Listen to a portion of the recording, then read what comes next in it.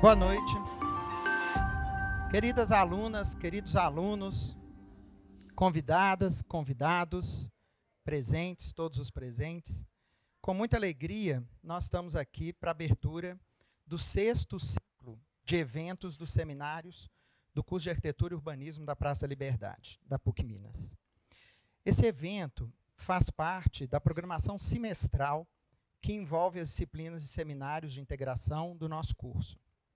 Neste semestre, apresenta-se como uma série de conferências e workshops para além de uma semana.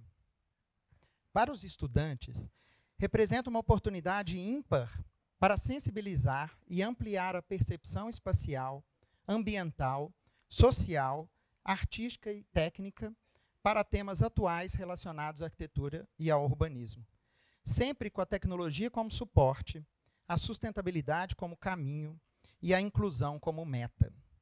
Qualidade e inovação são a busca dessa universidade e deste curso. E os temas escolhidos para esse ciclo de eventos refletem esses aspectos. Hoje, nós temos a abertura desse ciclo. O tema da conferência Direção de Arte e Cenografia em Produções Audiovisuais. Nossa convidada é a arquiteta Elga Queiroz, formanda aqui da PUC Minas, do curso de Arquitetura da PUC Minas, do Coração Eucarístico, diretora de arte e cenógrafa, é atuante no mercado audiovisual há 12 anos.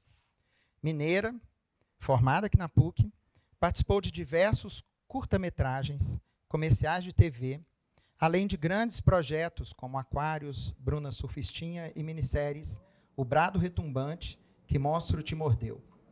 Em 2019, recebeu o prêmio de melhor direção de arte do Cine Pernambuco, com curta-metragem Casa Cheia. Hoje, iniciaram também alguns workshops que vão durar a semana inteira. Então, as conferências acontecerão na parte da noite e na parte da tarde os workshops. Amanhã, terça-feira, nós receberemos um convidado internacional, que é o Seishi Suzuki, que vai falar sobre estruturas de flexão ativa aliadas a processos de fabricação digital.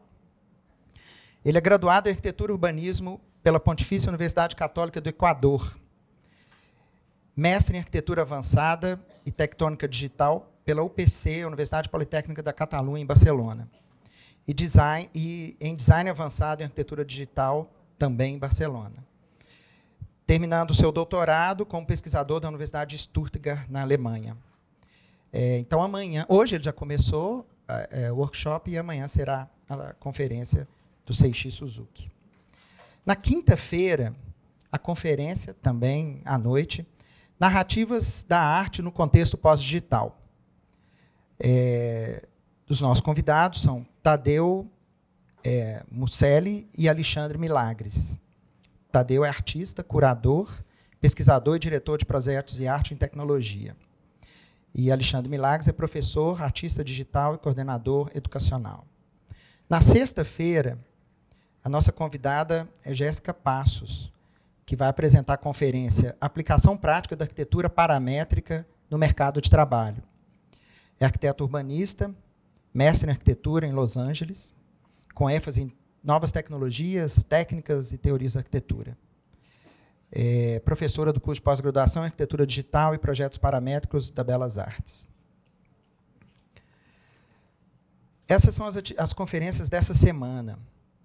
Na próxima semana, na sexta-feira, 27 de setembro, fazendo parte do evento Bauhaus 100, nossa convidada será a professora alemã Margrethe, da Escola de Design da Carolina do Norte, nos Estados Unidos. É especialista em Bauhaus. E esse evento, organizado pelo Departamento de Arquitetura e Urbanismo da PUC Minas e pela Escola de Arquitetura e Design da UFMG, esse evento tem como objetivo comemorar os 100 anos da escola Bauhaus. E dia 9 de outubro, nós receberemos José Paulo Gouveia, que vai falar sobre o projeto Pavilhão do Brasil na Expo Mundial de 2020, em Dubai. Portanto, é um ciclo grande, que vai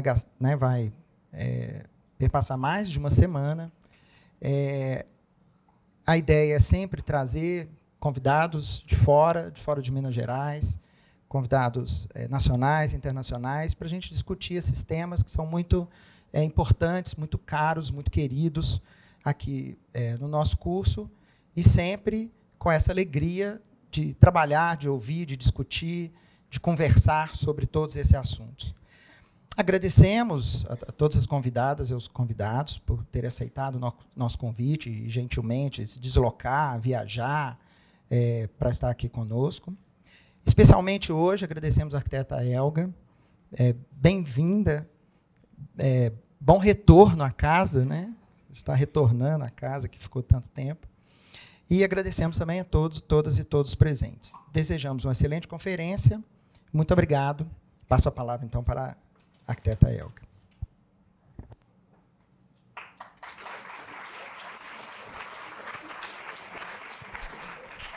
Deixa eu ver a distância. Vocês estão me ouvindo?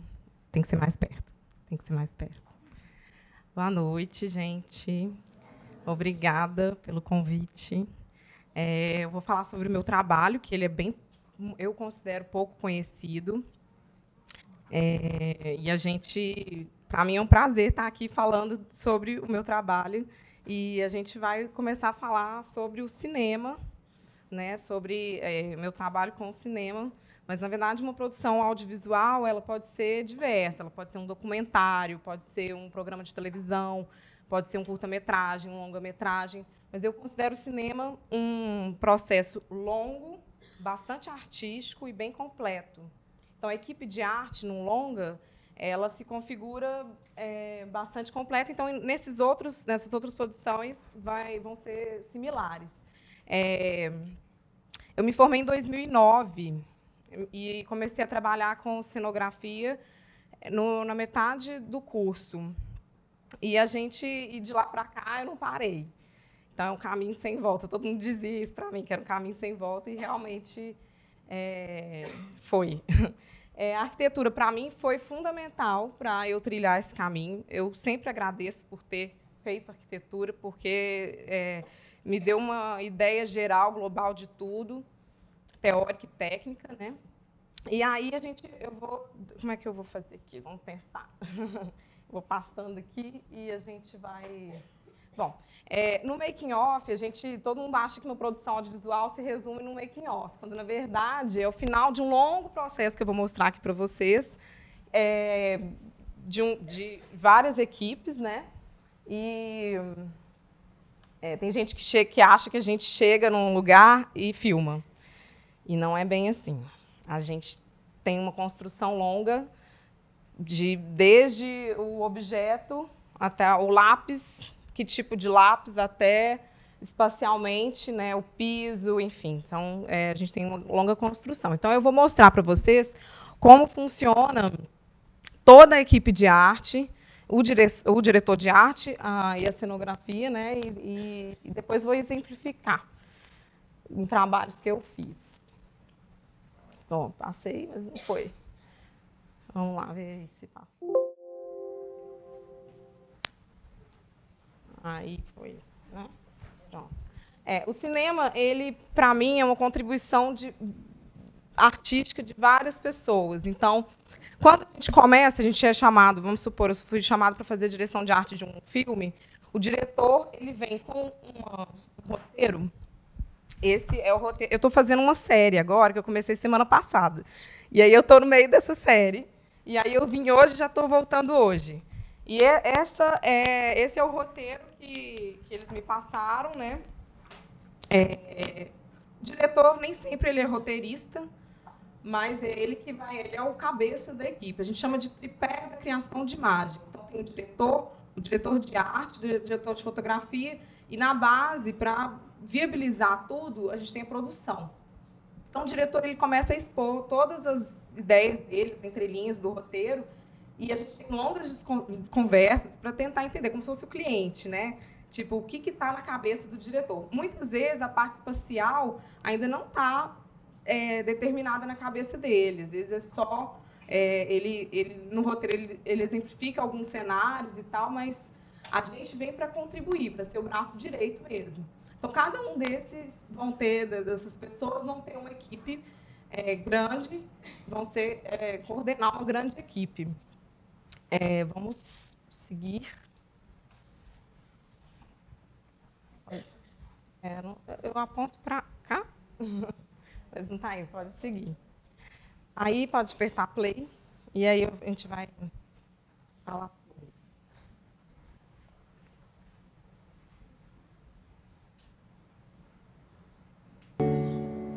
Direção de arte. Se puder apagar a luz, seria legal. Você conceber um conceito e executar esse conceito, ou seja, botar em prática um conceito estético para o filme.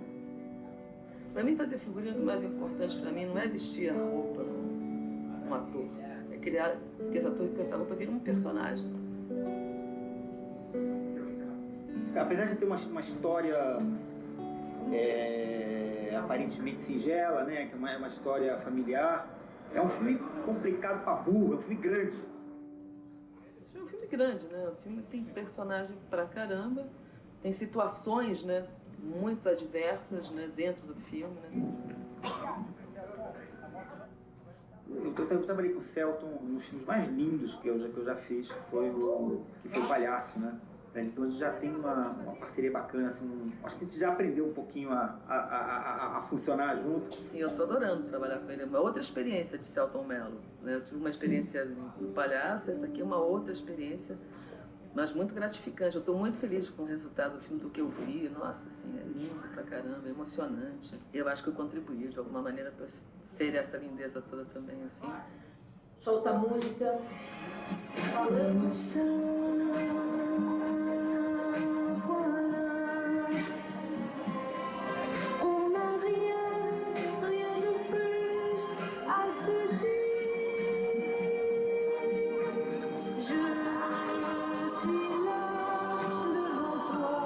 Toujours la même, tu le vois, c'est encore toi que j'aime, que j'aime, que j'aime, que je t'aime.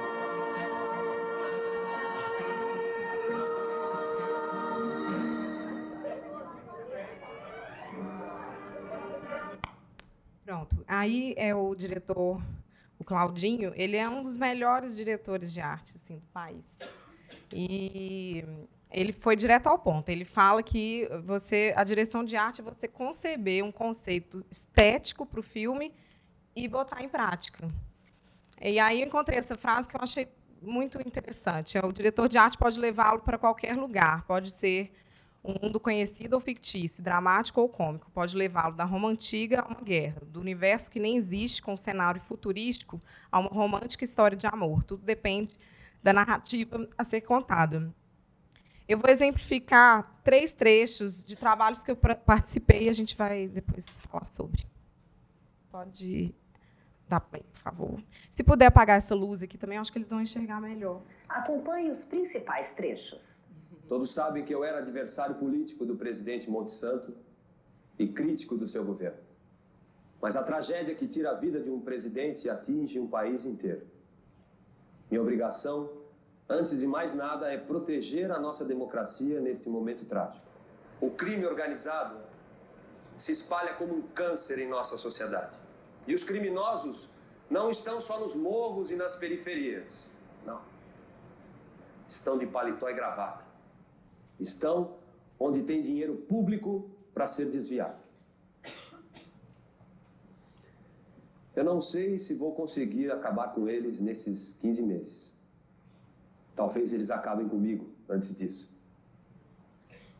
Mas eu vou enfrentá-los. Essa foi a minissérie do Brado Retumbante. Na minha breve passagem pela Globo, então eu estava como assistente de cenografia em treinamento. Quando eu cheguei, como eu já trabalhava com cinema, eles me convidaram para reconstruir a plenária.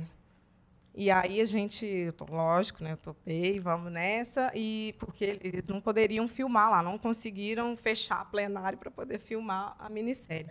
Então, aí é uma reconstrução. Pode passar, por favor, Hugo. Aí é play também. Aí volta um pouquinho.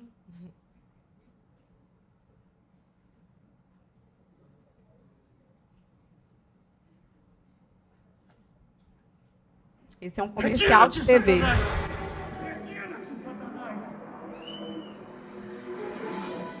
Jesus de Nazaré.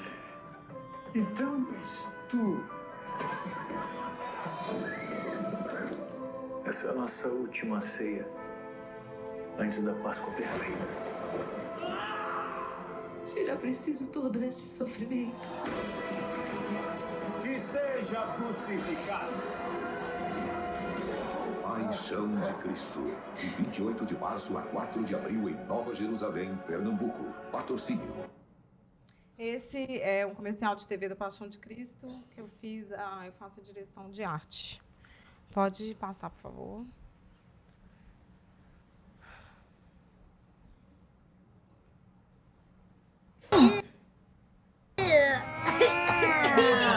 Vale? Ô mãe, que esse verdinho? É monstro salsa. É segredo de família. Não conta pra ninguém. Ui, que nojo!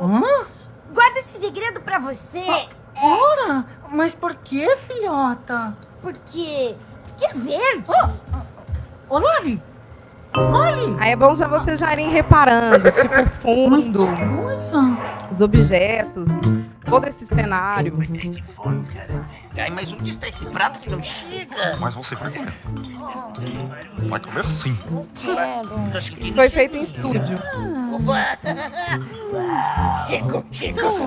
A lesmosanha tá pronta. Esse bichinho aí, ele é aquele, tipo Muppets, né? Eles são Sabe, Mogumi, mão. eu sempre quis ter uma mãe assim, igual a você. E esse era enorme, essa menina aí era enorme, muito alto. mais velhos. Mas por que, vovó? Porque assim, respeita a sua avó, menino. Deixa que eu te sirvo, vovó. Dá um pratinho aqui, dá. Loli, E esse era um cara que sua mãe ficava fez com assim, muito ó. carinho. Esse era enorme. Com esse verdinho nem mole. É só uma temperinha. Eu odeio temperinho. Pronto. Aí eu exemplifiquei 3 produções completamente distintas, uma da outra, né? Para mostrar que o diretor de arte ele sempre tem que estar pronto para tudo. Eu nunca tinha trabalhado, aí eu trabalhei como assistente de cenografia. Eu vou mostrar os bastidores dessa série infantil.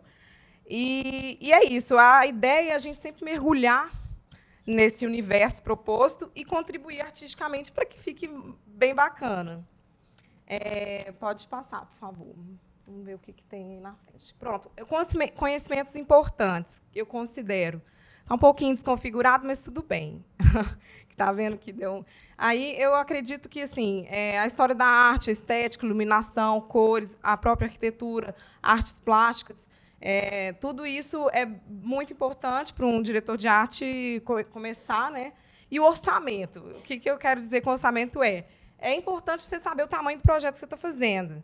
Não adianta você pirar lá no mundo, mas não ter dinheiro para construir. Então, assim, muita gente fala que a criação, se você falar sobre dinheiro com o diretor de arte vai podar a criação, eu concordo em parte. Eu acho que primeiro a gente cria, depois a gente faz o projeto legal, orça, e aí vai se ajustando, vai priorizando o que é melhor, o que conta história, o que contribui de fato para a narrativa, ou o que é só uma firula ali que está a mais que a gente gosta de botar. Então, o orçamento, para mim, eu acho que é bem importante também, apesar de não estar ligado à criação. Pode passar, por favor. Aí, é o seguinte, eu tirei algumas imagens. Isso é lá em Pernambuco, para quem não sabe, eu não sei se o Mário falou, eu moro em Recife. Tem 7 anos que eu moro lá. Isso foram alguns lugares que eu fui filmando, inclusive, eu nem lembrava disso. E aí, isso não tem interferência de arte, isso é a vida como ela é. Então, assim, quando a gente trabalha com audiovisual, a gente sempre tem que estar desenvolvendo esse lado da percepção, o nosso olhar. A gente desenvolve a percepção espacial, a textura, as cores, enfim. Talvez se eu mostrasse uma foto dessa para alguma pessoa, não sei, que não é muito ligada à criação, à arte, ela não veria nada demais nesse mercado. Eu já vejo muita beleza, assim, uma disposição, enfim, os envelhecimentos. Olha essa casa de taipo, enfim. Essa percepção social também é muito importante, você entender quem é o personagem que o diretor quer mostrar. E aí, a cenografia e a arte ela é fundamental para contar essa narrativa, né? Em maior ou menor grau, eu considero que a equipe de arte ela precisa ter essa percepção aguçada, assim, né? Esse desenvolvimento de percepção, para que a gente consiga chegar no proposto. Pode passar, por favor.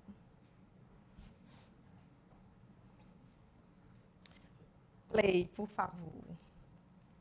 Gente, aqui eu atrapalho vocês, eu estou bem na frente. Eu não sei. Good morning, girls. You're looking lovely.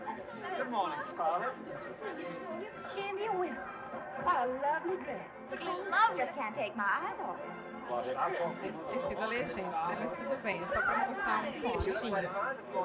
Good morning. Good morning.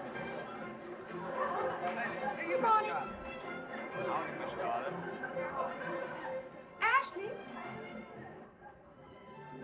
Scarlett, my dear. I've been looking for you everywhere. Então, um pouquinho de história, só para a gente começar. Esse é um clássico do norte-americano, O Vento Levou. Aí eu botei só um trecho, só para exemplificar, que, na verdade, a direção de arte começou aí, nesse filme. Foi a primeira vez que uma pessoa assinou direção de arte. Antes disso, já existiam cenógrafos, produtores de arte, produtor de objetos, maquiador, mas todos eles se reportavam diretamente ao diretor ou à produção. Eu não consigo nem imaginar como é que isso era feito, porque eu acho fundamental ter uma pessoa que vai dar um norte né, para as demais equipes. No Brasil, a direção de arte ela começou em 1985 com um filme que é do Hector Babenco, que é o Beijo da Mulher-Aranha. E aí esse diretor, inclusive, ele desenhou cena a cena para poder ele dizer o que ele queria. É bem lindo, assim, e ganhou vários Oscars esse filme. E aí no filme no Brasil foi esse do Homem-Aranha, do Beijo da Mulher.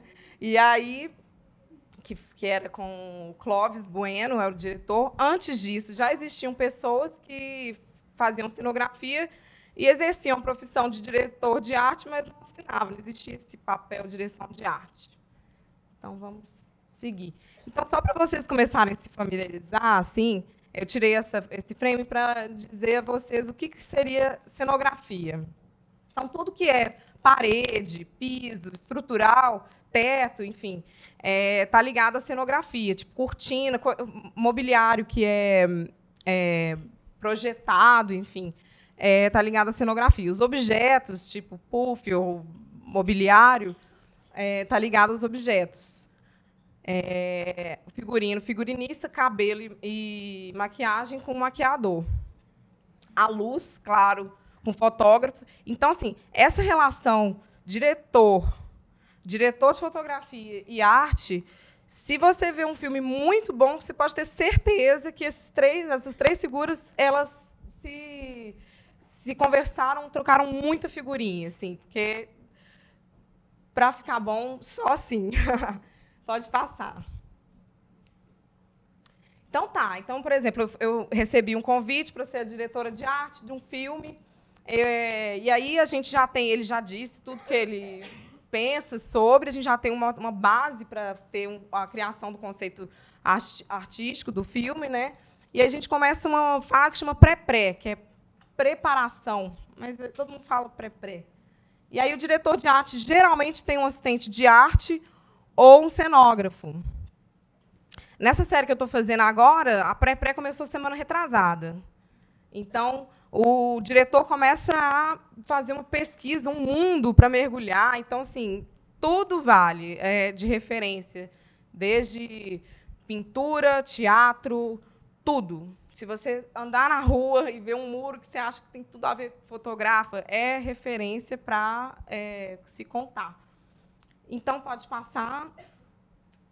Então, aqui são 3 pranchas de uma minissérie que eu fiz que chama Ovos da Raposa. Ainda não saiu. Os Ovos da Raposa. Então, eu coloquei alguns frames de filme assim, o cinema se baseia muito no cinema. Assim, as referências nossas são muito o cinema, porque hoje em dia você tem um mundo e você consegue na internet muita coisa. Você consegue ir para o Japão, você pode ir para onde você quiser, né? Então a gente começa essa pesquisa toda e depois a gente imprime e bota tudo na parede. Ali é a nossa sala que eu estou ali, enfim, num filme. E aí essa impressão é legal porque a gente começa a mergulhar. E sábado, que dia que é hoje? Hoje é segunda. Sábado a gente estava fazendo exatamente esse processo de imprimir tudo, colocar para a gente começar a pensar e a projetar. Pode passar, por favor. Então, assim, na pesquisa de arte, além da escultura, da pintura, enfim, das artes em geral, a gente tem alguns caminhos, assim, né? O filme, o site do MDB mesmo, se você der um tag, tipo, a Casa Velha, aí ele vai mostrar vários filmes que tem Casa Velha. E aí você tenta encontrar esse filme, ver e tira um frame. Então, eu costumo usar o IMDb. No YouTube também tem muita coisa, Netflix. O Pinterest é o seguinte, como a produção audiovisual, a gente pode ser um comercial de TV, pode ser, enfim, essa infinidade de coisas. O Pinterest eu uso mais para comerciais, porque em comerciais a gente não costuma envelhecer muito, não é muito a vida como ela é. A gente está ali, tem um propósito comercial. Então, assim, tudo tem geralmente é clean, limpo, é uma vida bem bela, todo mundo é feliz, né? Então, filmes cult também você pode baixar, filmes. Pode passar, por favor. A pesquisa de época. A gente pode fazer toda aquela pesquisa, né, naqueles lugares, enfim, e onde for. E, quando é de época, você tem... aqui, eu estou no Arquivo Público do Estado de Pernambuco, é um dos maiores do Brasil. É um arquivo enorme. E aí você consegue mergulhar, assim, ver jornais de época, o que se vendia na época. Aqui eu estou na pré do Aquários. Não sei se alguém viu o filme, conhece o filme Aquários, mas ele tem uma passagem de tempo. Então, a gente retratou 1980 e depois essa mesma casa, 2016. Então, fotos dos amigos. Qualquer caminho é válido, contanto que, nesse caso, a gente tinha que retratar fielmente aquele espaço. As cores, quem trabalha com o cinema, enfim, com as artes, sabe o poder que as cores têm. Né? Ela está ligada aos sentidos. Eu sempre faço paleta de cor. Eu sempre começo com cores. Eu acho que as pessoas têm paleta de cor, mas isso sou eu. Tem diretores de arte que não fazem paleta. E, na verdade, assim, não quer dizer que é uma paleta de cor exata, que você vai fazer tudo paletadinho, como é num comercial do Itaú. No Itaú, você tem que usar a paleta de cor dele. Todas essas grandes empresas, as cores da logo têm que estar ali subliminar, né? Mas paletas para te dar caminho, tudo tem um porquê. Enfim. E aí eu gosto de usar esse site aqui da Color, Adobe, que hoje a gente fez workshop e a gente fez esse exercício com o pessoal de fazer essa proposta para um filme. E aí o pessoal usou lá o Adobe Color. Você joga lá e fica montando sua paleta, enfim. Pode passar, por favor. Aí é uma paleta que eu fiz a direção de arte da minissérie Os Ovos da Raposa. Eu faço assim, eu gosto, porque eu consigo enxergar geral, assim, enfim, cada lugar aqui tem uma questão, aqui tem da prefeitura, tinha essas cores, as cores da bandeira do Brasil, enfim, isso foi em 2017. Aí vocês veem que as cores são bem saturadas, assim, é uma série de humor. Pode passar. Por favor. Então, tá. Aí a gente fez toda essa pesquisa, esse mundo, e a gente começa a pré-produção. Na pré-produção, já entram outras pessoas, né? A produção disponibiliza um local para a gente, que é a base de produção.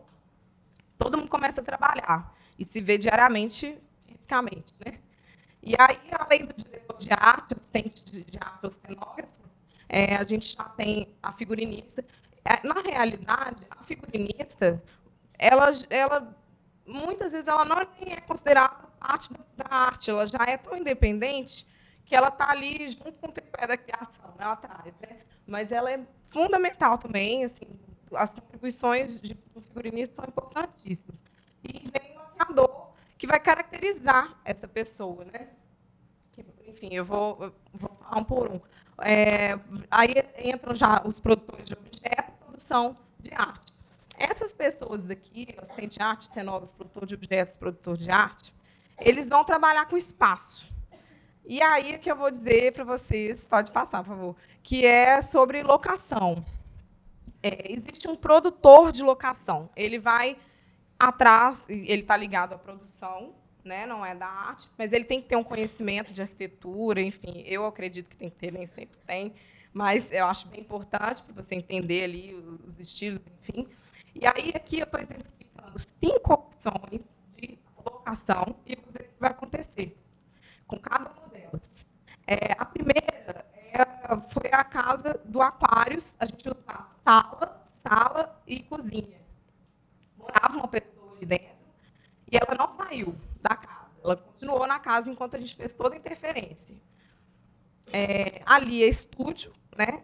E aqui embaixo era uma locação que estava meio que abandonada, assim, dentro de uma fazenda que a gente fez, um curta. Aqui é uma casa que foi alugada, que estava vazia, não tinha ninguém, mas que, enfim, são as locações que já tinham sido aprovadas, né? A gente participa dessa aprovação, né? Claro, até porque quem vai trabalhar nesse espaço somos nós. Então, assim, a gente tem que puxar a sardinha para a gente. E aqui, nessa casa, a casa em Aquários, nos anos 2000, né, na atualidade, a dona da casa, tudo precisou sair, inclusive a dona. Então, a gente teve que tirar tudo. Então, vamos passar. Aqui é um trecho de um filme que eu acho maravilhoso, que é O Iluminado. Dá play, por favor. Olha o spoiler. Aí vocês podem já começar a reparar. Olha, o piso está ligado à cenografia, iluminação, as cores, textura, parede, papel de parede.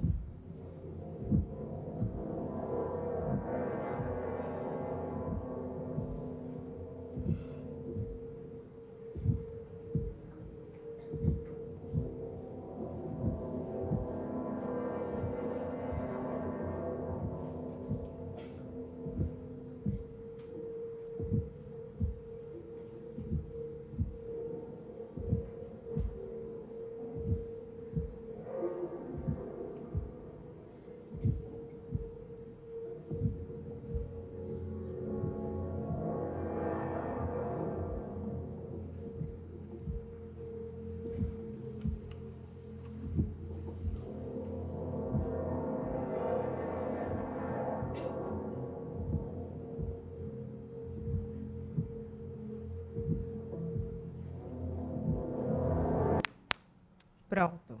Pode passar um, por favor.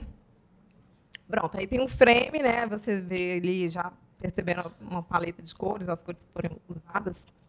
Quando a locação ela já existe, vamos supor, né, como aqueles lugares que eu exemplifiquei, começa o trabalho da cenografia, que é você fazer a planta, enfim, né, e começar a projetar, de acordo com a pesquisa que foi feita pela direção de arte.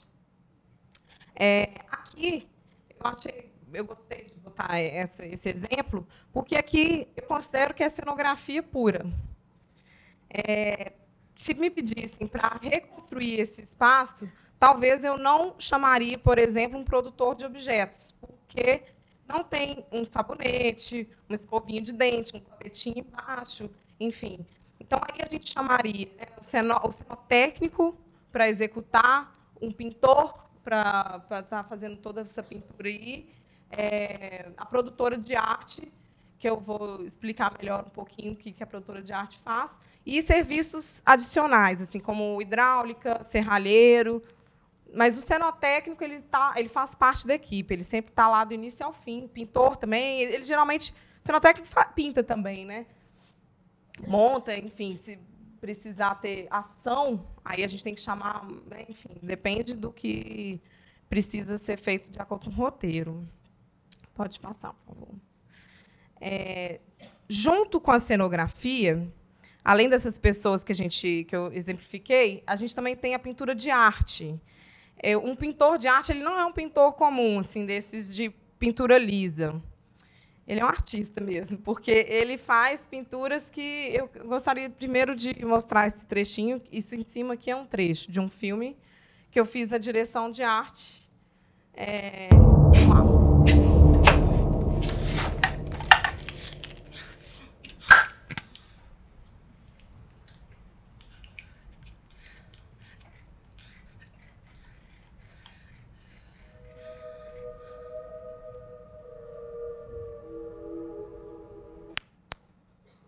Pronto, foi mini trechinho. A pintura de arte ela pode ser usada para dar um aspecto sombrio. Esse quarto eu estava até com lona, a gente estava ainda no processo. A gente sabia que ia ter uma camada na pós, enfim, e aí ia escurecer um pouco. Então, o recurso da pintura de arte ela pode ser diversa. Assim, ela pode dar, por exemplo, aqui é um frame do filme O Vento Levou, após a guerra. Então, a pintura de arte foi utilizada para uma passagem de tempo. Se vocês repararem, na casa de vocês, a gente começa a ver que, na verdade, tudo tem um uso. E as paredes, ela fica, tipo, o interruptor, ele fica, né, fica ali escurinho, com o uso. Esse tipo de intervenção é o pintor de arte que faz. Porque, se ficar liso, a gente não acredita que aquilo dali... Né, porque na casa das pessoas não é novinha. Então, a gente tem que usar esse recurso. E ele é muito utilizado no cinema. Assim, acho que eu nunca fiz nenhum filme que não tivesse... Nem que a gente... Né, assim, a gente faz. Na verdade, tudo a gente faz. A gente tem que estar disposto para fazer tudo. Botar a mão na massa, se precisar, para se ajudar. Claro que todo mundo tem a sua função, mas é uma grande equipe. E aí, a pintura de arte ela é pouco utilizada nos comerciais. Nos comerciais é muito raro. Eu acho que eu nunca usei também. Só no comercial da Paixão de Cristo, talvez. Mas comercial é tudo zero bala. Assim, tipo, se eu tiver da Sadia, tiver que cortar, tem que ser tudo novo. Porque está ligado a uma marca. Então, essa marca quer passar uma mensagem. Então, a cenografia tem que passar essa mensagem também. Isso não é regra, não, mas é porque, normalmente, as pessoas estão tendendo um pouco. Hoje, teve uma aluna que mostrou um comercial da Apple, né, que também já não era tão novinho assim, as coisas. E a Apple é super clean, né? Pode passar, por favor. Então, junto com a cenografia também, a gente tem a arte gráfica. A gente precisa de uma pessoa que vai estar fazendo que geralmente é um designer gráfico mesmo, né, que vai fazer toda a produção e a criação da parte gráfica. Todo filme tem muita arte gráfica. É rótulo de cerveja, é rótulo de cigarro, tem placas, placa de carro. A gente tem... geralmente tem muito. Ali eu estou adesivando a parede. Então, assim, a arte gráfica é usada muito também com truque, né? A gente consegue rapidamente tirar, porque a gente não pode intervir numa locação da casa da mulher. Como é que depois ela vai ficar com aquela casa, né? Uma casa assustadora? Não pode, né? Nessa casa daí, era o filme de terror. Então, a gente envelheceu, enfim. Ali a gente fez um outdoor no curta-metragem que eu fiz a direção de arte do Repulsa, do Eduardo Morotó. A gente fez isso no meio... Foi super difícil a montagem disso, na verdade. Porque você não tem infra, né? Assim, você está ali, não pega nem celular. E aqui era a bancada lá da plenária. Ela tem uns botõezinhos assim, que parece que é de votação. Como eu ia dar muita leitura na câmera, a gente optou por fazer chapado. Eu fiz no Photoshop, mas a gente dava uma certa... Né, tentar não tão chapado assim, né? E aí, pronto, a gente adesivou e ficou ótimo. Deu super certo. Pronto, pode Aquela série infantil, eu queria mostrar um pouco dos bastidores. Eu fiz a assistência de cenografia. A minha irmã ela é também cenógrafa e diretora de arte e também estudou arquitetura e urbanismo na PUC. E aí ela fez a cenografia. Como será que surgiu o mundo dos monstros? Eu estúdio. Ele é um dos estúdios de São Paulo. Aí chegamos.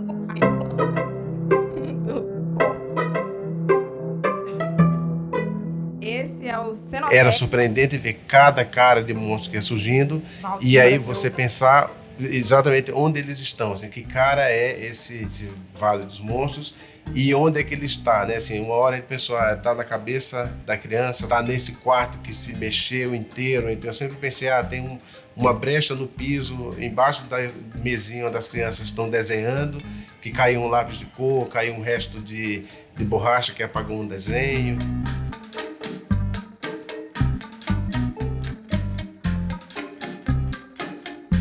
Pesquisar os acabamentos, assim, o universo dos tecidos e das lãs e escolher as folhas das árvores, acho que foi a coisa mais divertida, assim, porque era um trabalho de sair daqui do estúdio, ir para o centro, ir para Bom Retiro, Brás, 25.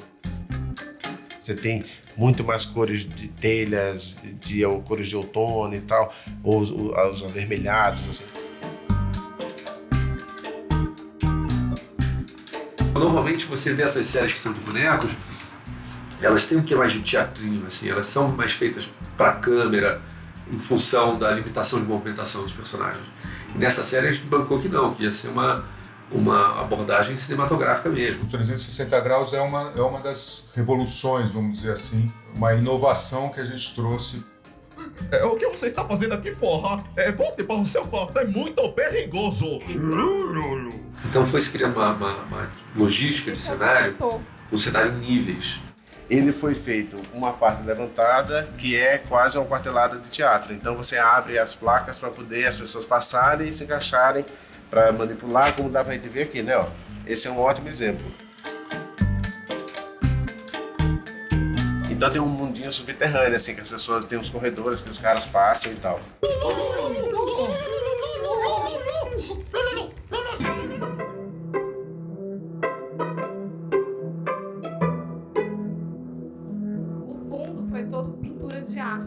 Quando a gente entra e vê os monstros e vê os cenários, não tem quem não fique interessado em alguma coisa ou fascinado com alguma coisa que lhe remete a um processo de memória ou de história ou de quando você era pequeno.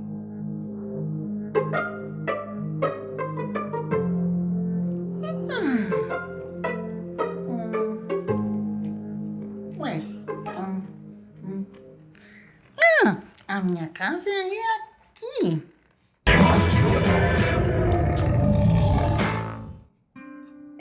Aí pode dar pausa. Eu esqueci de editar, talvez, essa parte. Esse foi um trabalho super legal que eu participei. Foi muito difícil, porque você trabalhar com criador... Tinham 3 diretores, o mesmo do Castelo Rá-Tim-Bum, Carl Hamburger, e tinha o Felipe Bacinski, a Maria. E o mundo lúdico ele é meio infinito, assim, então as pessoas vinham com muitas ideias, né? A gente vai tentar captar a ideia deles, mas era muito difícil. E como a gente começava a desenhar, aí chegavam mais ideias, era um sistema complexo, porque a gente tinha 3 formas de bichos, assim, a gente tinha personagem daquele tamanho, que faz assim, né? Tinha o personagem que tinha que ficar no chão, né, no subterrâneo. Na verdade, esses monstros, eles foram os mesmos que criaram o Muppets Baby. Eles foram lá, eles trouxeram, foi super legal quando chegaram os bichos, né, enormes, e a gente, quando via a cara deles, a gente, ai, meu Deus, então isso aqui é a cara deles, enfim. E aí chegar os atores e dar personalidade e a gente mergulhar nesse mundo. Então, pode passar. Junto com o produtor de arte, junto com a cenografia, a gente tem um produtor de arte. Porque o produtor de arte ele é responsável para fazer todo o cronograma, a logística. Então, essa pessoa, ela, na verdade, hoje a gente chama mais de coordenador de arte, porque ele é responsável por administrar a verba da arte. Porque a gente não pode estourar. A gente tem uma verba e a gente tem que seguir com ela até o fim. Eles não vão ter mais grana. Aquela grana é aquela e pronto. Então, a gente tem que ter uma pessoa que é dos números e tal. Ela tem, sim, olhar também, mas ela é mais nessa prática mesmo, de fechar os serviços, ajudar a gente a fechar os motoristas, fechar a nossa alimentação, enfim, dar suporte para a gente. Ela está dentro da nossa equipe. Pode passar. Os objetos. O produtor de objetos é uma pessoa muito importante na equipe, porque ela precisa captar o briefing do diretor de arte e fotografar, chegar nesses objetos e dar mais ideias também. Mas é uma pessoa que tem que ter muita disponibilidade, tem que ir para a rua, tem que andar, garimpar, tem que ir nas lojas, conhecer tudo. Assim, eu produzi objetos, eu acho muito importante produzir objetos, eu produzi várias vezes. Eu ainda produzo, mas é porque eu não assino, mas a gente faz. Mas tem uma pessoa, um produtor, que vai estar responsável por isso, em pegar, em alugar, comprar, devolver certinho. Mas o mais importante do produtor de objetos é ele conseguir captar esse briefing do diretor de arte. E nem sempre, assim, porque é bem difícil mesmo. Eu acho, quando eu comecei a trabalhar com objetos e tal, quando eu comecei a trabalhar, eu trabalhei com objetos, com assistência de objetos, né? E aí eu achei bastante difícil, assim, bastante complexo. Porque quando você chega num lugar, numa loja, você vê várias opções, aí você começa a se perder, assim, né? Tipo, será que o que é que tem a ver, o que não tem? Então, esse cenário é um daqueles que eu mostrei para você das locações, que era uma locação que estava abandonada. Então, eu fiz aquela produção, isso foi o curta Repulsa, que eu fiz a direção de arte. Então, eu pesquisei um universo que eu gostaria de colocar ali de acordo com a narrativa, passei esse universo para a produtora de objetos, e a produtora de objetos foi atrás desses objetos, todos, lá na região. Então, esses objetos, e ali é o cenário como ficou depois. Então, nessa locação específica, eu não precisei, por exemplo, de pintura de arte. Eu achei que estava prontíssimo, eu amei. Né? Então, assim, olha como é diferente, né? Normalmente, uma pessoa ia falar, meu Deus, está horrível, está tudo podre. Mas não. Então, o legal também é que esse filme ele retratava uma região. Então, tudo que está aí é exatamente como é lá na região, sabe? Assim, eu não inventei da minha cabeça. Aquele paninho ali é para colocar tampa de panela, esse armarinho ali, quase todas as casas que eu entrei, eu via isso, eu falei, eu quero muito aquele armarinho. Então, é isso. Então, assim, no filme, cada objeto tem um porquê de estar ali. A gente tem discussões se a pessoa teria ou não certo objeto. E a forma também como a gente dispõe esses objetos, claro, é da forma natural, né? Assim, a vida como ela é. Então, quando eu chego na casa de alguém e a pessoa fala, não repara a bagunça, o que eu mais preciso reparar é isso, porque é isso que eu tenho que colocar ali no cinema, né? No filme. Se ficar tudo bonitinho, certinho, a cama toda ajeitadinha e tal, ninguém vai acreditar, vai ficar parecendo, sei, né, da novela, assim, que é tudo muito bonitinho. Pode passar, por favor.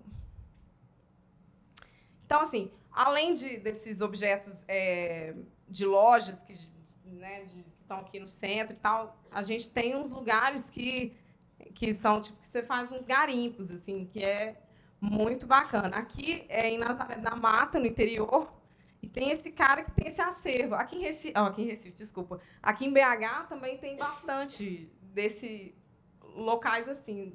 Tem como dar um play aqui?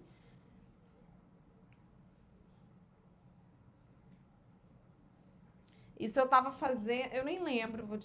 Então, aqui é um dos lugares que a gente acaba conhecendo desses garimpos no meio do interior. Aqui é um lugar bem especial. Amontoado enorme de coisas, né? A gente já conseguiu vários objetos para o cenário. Agora a gente está vindo buscar mais para outros 2 cenários. Aqui é uma oficina de marcenaria deles e um acervo que não Eu vou lá tem essa fim. semana, eu acho. Pro filme, que a gente tá precisando de algumas coisas. Muita coisa interessante aqui. Não tá dando pra ver muito bem, né? Mas é isso, gente. É um amontoado de móveis. Aí, assim, a gente, às vezes, é difícil a produção de objetos por isso. Porque, às vezes, você precisa de um objeto específico e esse objeto existe na casa de alguém, mas você não pode tirar. Ou então você tem que ir falar, por favor, me empresta ou me aluga, né? E aí, quando a gente encontra alguma coisa que a gente está procurando, é uma felicidade. Assim. Quando a gente trabalha com o que a gente gosta, tudo é um motivo de felicidade. Né? Então, aqui é a Carro, que é produtora de objetos lá em São Paulo. Ela também é diretora de arte. E ela mandou uma foto assim, quando ela achou o beliche que a gente precisava. Aqui é um antiquário em São Paulo, aqui na minha casa, tipo, fazendo comercial. Aí eu comecei a separar algumas coisas que eu tinha que levar. Pode passar, por favor. Aqui, o workshop de hoje à tarde foi com base nesse filme, O Divino Amor. Eu fiz a cenografia. Então, aqui é só para exemplificar que, nesse caso, era no futuro. Então, a gente tinha que fazer, a produtora de objetos tinha que fazer um trabalho minucioso de saber como seria um cartório daqui a 10 anos, futuro próximo, né? Essas baias a gente construiu, todo esse ambiente não tinha nada disso. E a gente construiu, e como no filme tinham muitas, o atendimento da Dira era nessas baias, então tinha muito plano, você filma de um lado, aí contraplano e tal, então também 360, né? A gente tinha que, por exemplo, os objetos da casa dela, a gente trouxe de Londres, trouxe de Berlim, a gente pediu um produtor de objetos lá para ir no IKEA, para comprar, para mandar, e aí a gente conseguiu, porque a gente não conseguia encontrar as coisas que a gente queria para retratar o futuro, entendeu? Esse Slim, esse monitor extra fino, também veio de fora. Bom, então, é isso. Então, assim, tudo que está aí foi colocado, tem porquê. Não tem um palito aí que não tenha um motivo. Pode passar. Bom, o figurino é como lá atrás, né, no inicinho da apresentação, eu falei um pouquinho sobre a Kika Lopes, que fala um pouquinho, né, no filme da minha vida, sobre o figurino. E eu acho que o mais importante de tudo é dizer que ela não veste uma roupa de uma pessoa, ela dá personalidade a essa pessoa, ela cria um personagem, né, junto com o diretor, e é um mundo que não cabe eu falar aqui, né, mas é um mundo maravilhoso também. Eu estava vendo isso ontem, eu não acho que é à toa esse tom da pele dela, o tom do blush da pele com o fundo, por exemplo. Com a roupa dela, com o quadro. Para mim, está tudo interligado. O Grande Hotel Budapeste. E pode passar. Aqui, eu tentei colocar uma outra, mas vamos nessa. Aqui, para falar de cabelo, maquiagem e efeitos, eu chamei a Cris Malta, ela mora em São Paulo, e ela faz efeitos muito legais, de tudo que vocês imaginarem. E aí ela vai falar um pouquinho, isso é um vídeo. Eu sou a Cris Malta, vou falar um pouco sobre maquiagem para cinema, sobre esse processo de caracterização e efeitos. Portanto, decupar bastante esse roteiro e se reunir, sempre estar trocando figurinhas com a direção de arte, para as coisas estarem bem sintonizadas, né, em paleta e temperatura. E aí, nesse filme agora, o último que eu fiz nessa série, Lama dos Dias, passava nos anos 90, eu tive um pouco de dificuldade em poder cortar cabelos. As pessoas hoje em dia não querem ter corte de cabelo nos 90, que são cabelos muito geométricos. Então eu optei em fazer pequenos apliques. Então eu fiz tipo 40 apliques de cabelo. E eu acrescentava franjão, acrescentava os mullets aqui, ficava bem divertido. E eu adicionei aqui a foto do Vitor Araújo, que fez o personagem Bill. Ele se envolveu numa briga com os amigos e era tudo muito sutil. Então eu acrescentei só umas placas vermelhas no corpo, que deve dar pra ver aí na foto, e um machucado bem leve aqui no rosto.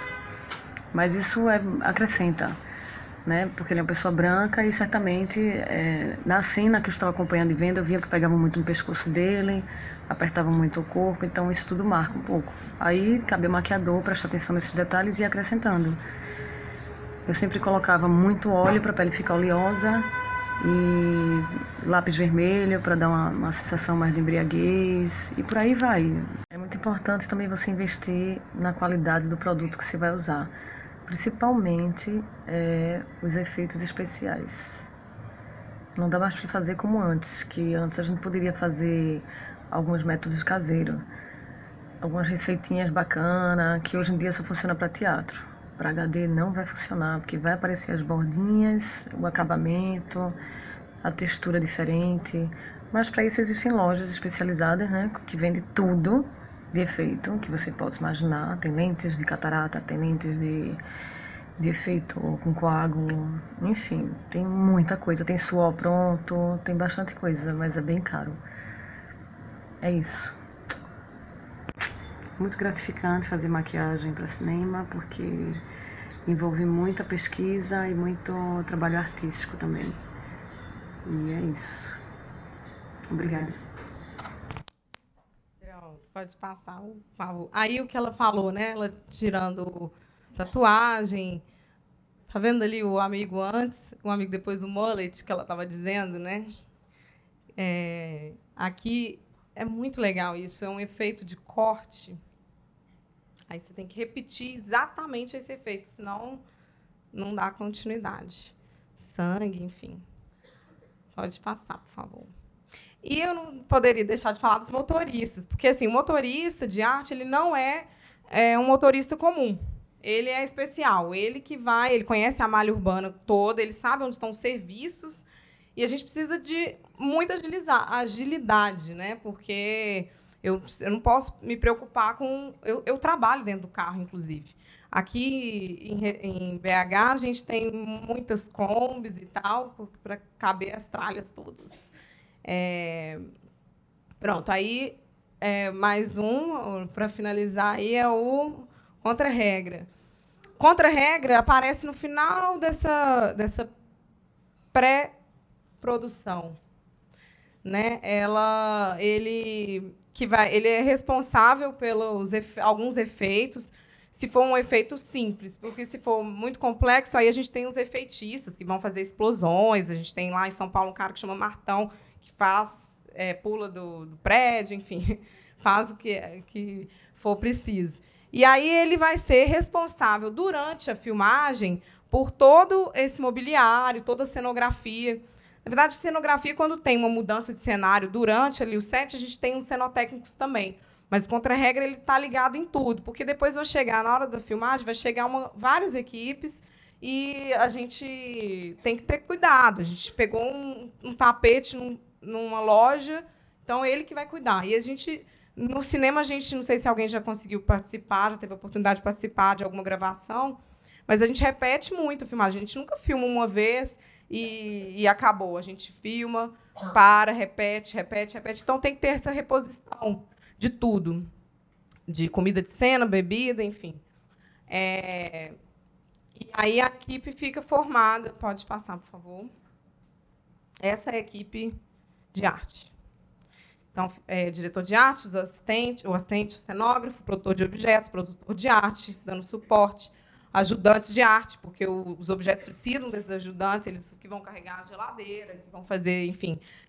O aderecista, que vai fazer, por exemplo, nos monstros lá da série infantil, tudo era adereço. A gente tinha um cara, que era o Jesus, que chamava, lá de São Paulo, a gente não servia tudo muito pronto, a gente tinha que adereçar. Então, geralmente, o aderecista ele é um artista plástico, que entende muito dos materiais, que dá soluções para a gente. O cenotécnico deu essa desconfiguração, mas vamos lá, né? O pintor de arte, o designer gráfico, que eu falei, e o contra-regra no final.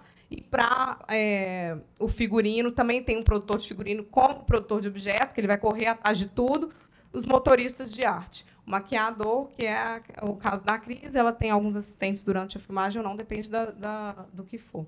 Então, essa é a fase final, essa é a equipe de arte no cinema, hoje. É sempre assim. Quando tem não tem quase grana nenhuma, aí corta umas pessoas. Mas aí aqui não cabe eu dizer as relações, mas aqui é a importância de se relacionar, porque assim, eu considero que no cinema é como se fosse uma alquimia assim, de pessoas, sabe, de contribuições artísticas, as pessoas vão chegando e tal, e a gente tem uma boa relação ali, porque é um trabalho muito intenso. Para vocês terem uma ideia, a pré-pré, que foi aquela que eu falei lá atrás, ela dura uma semana. A pré-produção, num longa-metragem, a pré-produção dura de 6 a 8 semanas, tipo 2 meses, para você fazer de 20, 30, 40 cenários, intervenções e projetar, enfim, é muita coisa, muito trabalho. Então, na filmagem, geralmente 6 a 8 semanas. No dos monstros durou meses, vários meses, foram vários episódios, tem no Netflix. Aí você vê que tem ali realmente foram 100 episódios, 101, eu acho. Foi enorme, é um trabalho diferente mesmo, é tipo como se fosse quantos longas. A minissérie também ela é bem extensa. Então, tá. Vocês acham que deu para entender, né, o que é essa? Pode passar, por favor. E agora a parte legal do antes e depois. Aqui é aquela locação, lembra dessa foto que eu mostrei lá atrás, da locação que a gente usa a sala, corredor e cozinha? A pessoa continuou morando aí, a gente precisou intervir nesse espaço. Isso aqui é a casa dela. E essa casa tinha nada a ver com o filme. A gente tinha que fazer a cena em 1980. E essa mesma casa, ela deveria aparecer nos anos 2000. Então, assim, esse prédio ele tem 2 plantas no mesmo andar, no mesmo pavimento, e as plantas são espelhadas. Então, a gente resolveu dressar 2 casas, não tirar coisas e dressar de novo, por conta do tempo da filmagem, enfim. Então, para isso, essa casa então era retratada como a dos anos 80, e logo ao lado, a portinha, a gente fez do mundo atual. E aí pode passar, por favor. Aí é o filme Aquários, né, o longa. Daí a gente passou por todo esse processo que eu falei para vocês, de medir o lugar, fazer um projeto de acordo com o que está proposto e tal, e a gente apresentou exatamente esse vídeo. Pode dar play, por favor. Para o Kleber, para o diretor. Então, ó, a sala, ali é a porta, né? A sala, que tinha uma história de um piano, a cozinha. Aí a janela, a sala, ali tinha a história dos vinis, a cozinha. Essa cozinha, inclusive, eu trouxe, isso foi adesivado lá. Eu trouxe umas amostrinhas desses adesivos. Isso por fora, porque tinha cena por fora. E Samambaia, enfim, esses quadros, tudo isso eu já desenhei, os blocos, já exatamente o que a produção de objetos encontrou e que estava disponível, então a gente já tinha medidas e tal, então eu gosto de fazer bem parecido mesmo, na dimensão, para ficar bem fiel. Pronto, pode passar, por favor. Aí a gente foi mãos à obra, né? Aqui é aquela casa, a gente precisou tirar a esquadria. Não é comum, não, mas nesse caso a gente tinha que tirar, porque como que eu ia retratar anos 80, que era tudo de madeira e tal, uma passagem de tempo, com uma esquadria que não existia na época, né? Assim, que não era comum. Esse poste grande também, ele teve que sair. E aí a gente começa a entrar também com a produção do filme, para fazer alguns pedidos para a prefeitura. Por exemplo, ali, esse prédio ele é beira-mar, na Avenida Boa Viagem, lá em Recife. E lá existe uma ciclofaixa, e na época não existia. E a gente estudou muito, muito, muito, e não havia outra possibilidade a não ser retirar 150 metros lineares da ciclofaixa. A gente pediu fez esse pedido à prefeitura e eles toparam. Porque, inclusive, na época, a Avenida Boa Viagem ela era mão dupla, hoje ela é só uma mão. Hoje ela é aqui, ó, ela é assim, só que aqui tem essa ciclofaixa, que já tinha sido retirado. Então, na frente do prédio, a gente também tem esse posto de atendimento, que na época tinha uma cor, a gente encontrou nas pesquisas todas, enfim. E aí, esse posto de atendimento, ele funcionava. Então, tinha uma grade aqui, uma escadinha. E aí, a gente foi mudando tudo. A gente descobriu esse cobogó, quando a gente começou a quebrar as coisas, né? Pode passar. E aqui, tá, eu fiz uma edição da parte, porque o início do filme é anos 80. Então, aí é o resultado que ficou. Pode dar play, por favor. Para trás. Aí.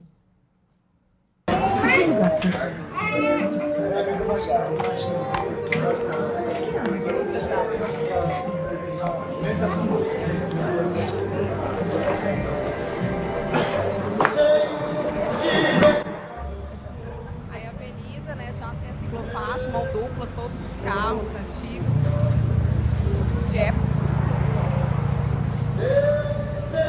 A gente jogou muita areia também, né? Pra tampar as coisas. O Roberto já tá ali agoniado. Tiveram esses toldos que a gente instalou.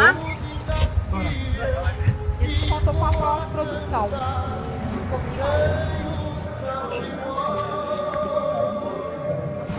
Esse prédio, ele era azul. Hoje ele é azul. A gente não pintou, porque é um empreendimento grande. A gente já estudou a possibilidade. Mas isso é pós. As esquadrias são pós, menos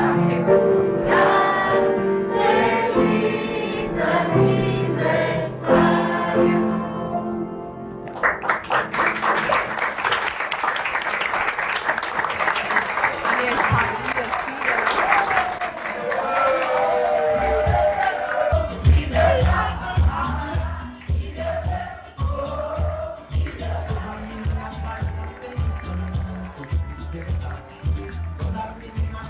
Aí a casa, 30 anos depois.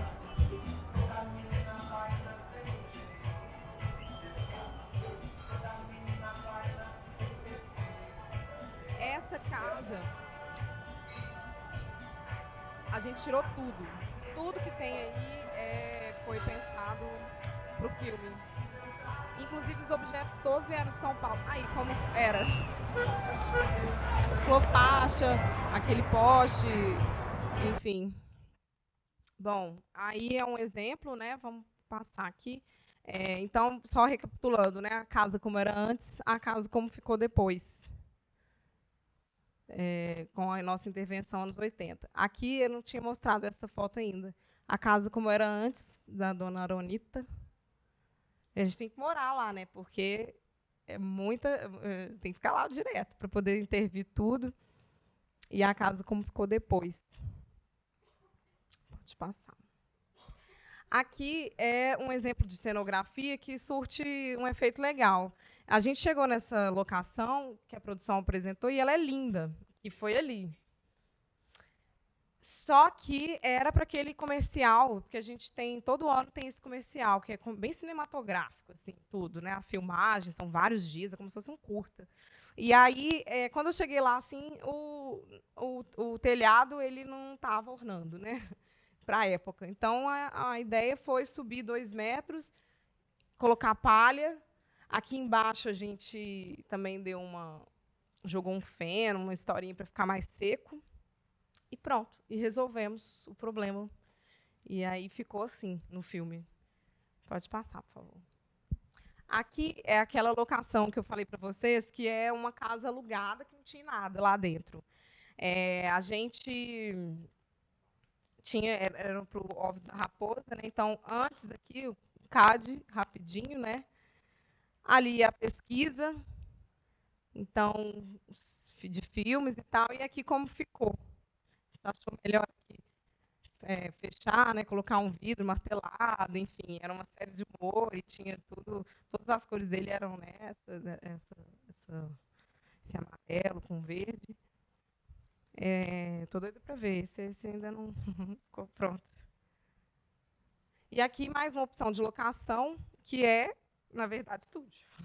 E aí esse trabalho foi um trabalho muito legal.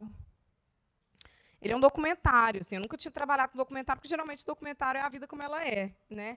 E aí a gente não tem intervenção, nem tem equipe de arte em documentário, geralmente. Mas esse, em especial, tinha toda uma construção que eu vou explicar melhor. Era a entrevista de 14 ex-presas políticas, e a diretora Suzana, que é do Rio, ela entrevistou todas essas pessoas, e essas pessoas disseram como foi, né, o que se passou no presídio Tiradentes, que tinha um lugar assim, que eles chamavam de Torre das Donzelas. E aí, cada entrevista dessa, cada pessoa entrevistada desenhou como ela lembrava e imaginava esse presídio. E as ideias não batiam. Você ia fazendo a planta assim, a planta uma completamente diferente da outra, enfim. Então, assim, a ideia para a gente, eu fiz a cenografia, quem fez a direção de arte foi a Glaucia Queiroz, que é minha irmã. E aí a gente caminhou para um mundo subjetivo. Porque não adiantava, a gente poderia, enfim, a gente poderia reconstruir exatamente, fielmente, mas não era a proposta para a gente, sabe? E cada ex-presa, ela teve uma relação com esse espaço. E foi lembrando na memória, enfim, foi bem bacana. Inclusive, uma das ex-presas é a Dilma Rousseff, nossa ex-presidenta. Aqui, volta aqui um pouquinho. Aqui, dá um play, por favor.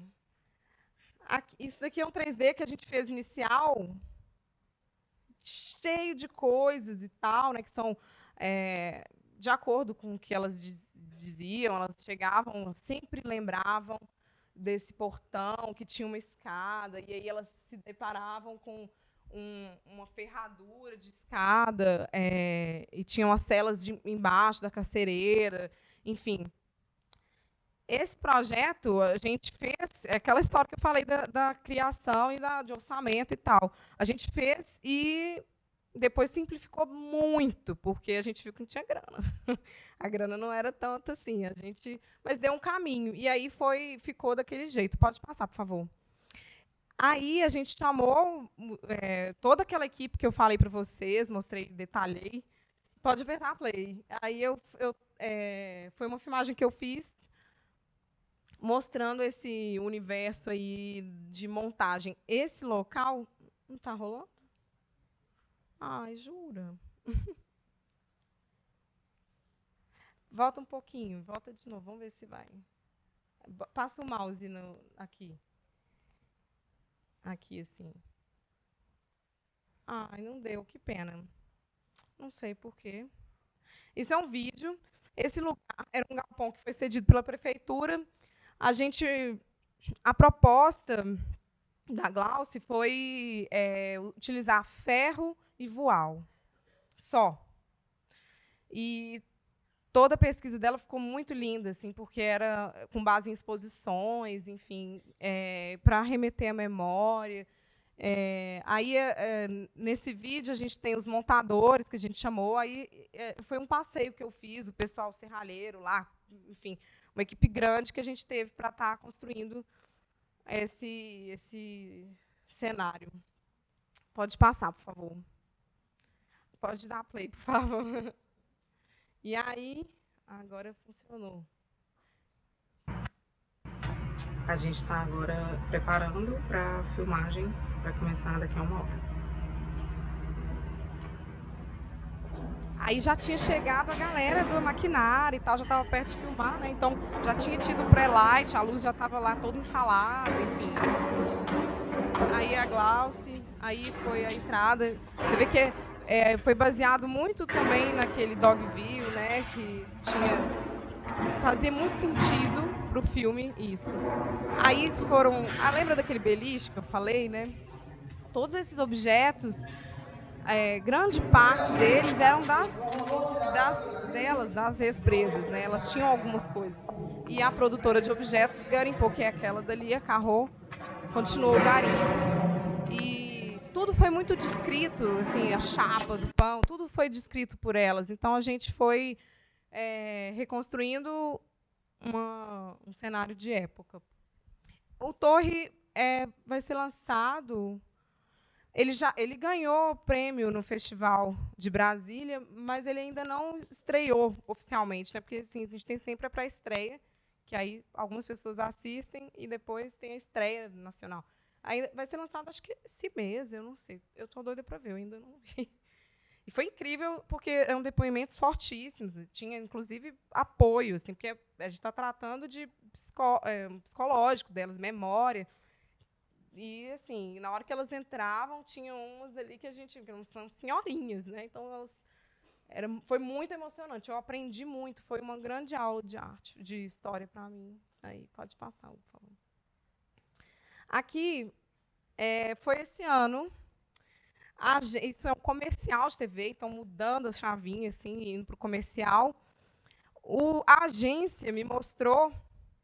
Não foi nem o diretor, né? Foi a agência, que geralmente é o diretor. Mas aí, no caso do comercial, a agência de publicidade, ela que vai fazer um norte, uma criação, nem sempre estética, viu? Eles às vezes têm só as ações, mas eles não sabem onde vai estar inserido, e a gente aí a gente tem mais espaço para poder criar. Então, ele estava com isso na cabeça. Ele viu, esse é um curta H&M, do Wes Anderson, que é incrível, assim. Então tinha uma movimentação de câmera externa pelo cenário, enfim, como se ele estivesse dentro de um metrô e tal. Ali eu fiz a direção de arte e cenografia, né, para esse comercial. Isso foi agora em junho. Foi o primeiro trabalho que eu fiz depois da maternidade. Aqui foi a paleta de cores que eu propus.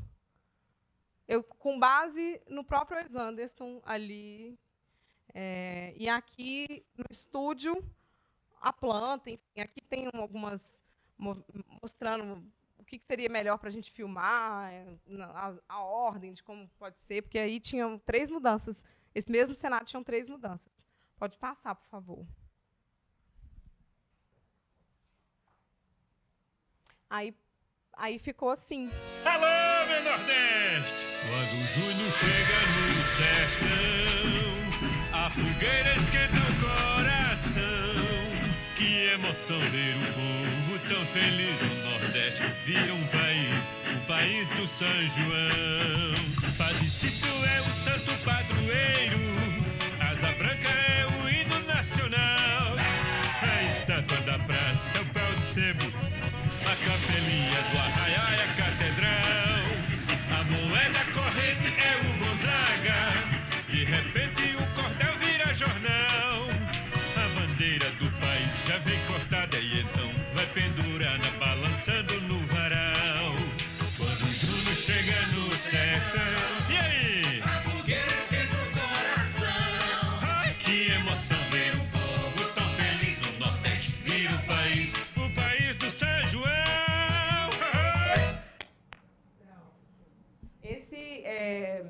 Também a questão da verba foi importante, porque no início a agência queria que a gente construísse um trem assim, enorme, e aí a gente falou, não dá, enfim, foi vendo a gente fez dentro da nossa possibilidade orçamentária também. Você vê que o figurino, então, tá tudo, a gente conversou muito para poder tudo bater. Com aquela paleta lá atrás que eu coloquei, né, meio vermelha, ali. Foram as cores que a gente usou mais.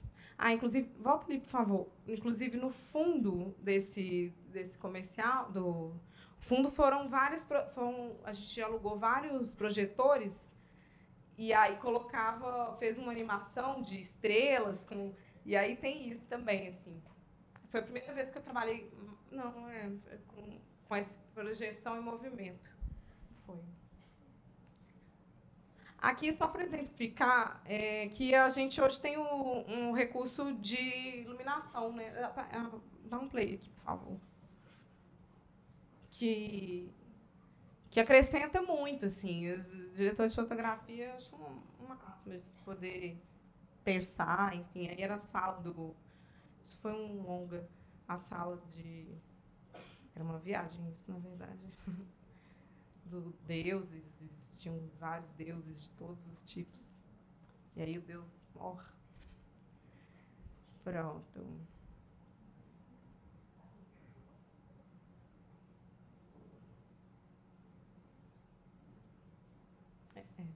O amiguinho ali mexendo. Os programas que eu utilizo, né, é o AutoCAD, o Sketch, o Illustrator para vetor, para fazer toda aquela parte gráfica. Assim, na verdade, eu tenho esses recursos aqui para a gente fazer propostas e tal, mas, por exemplo, eu não sou expert no assunto, né, mas a gente vai ter o artista gráfico para seguir o caminho que a gente está propondo. Photoshop e tal. O Lumion, que é esse que vocês conhecem também, né? Aqui está a bibliografia, né? Esse Arte em Cena eu até trouxe, o pessoal conseguiu dar uma olhada. A gente tem muito pouca bibliografia, tá? Sobre o assunto. Por isso que eu fico tão feliz de poder estar aqui trocando essa ideia com vocês, porque,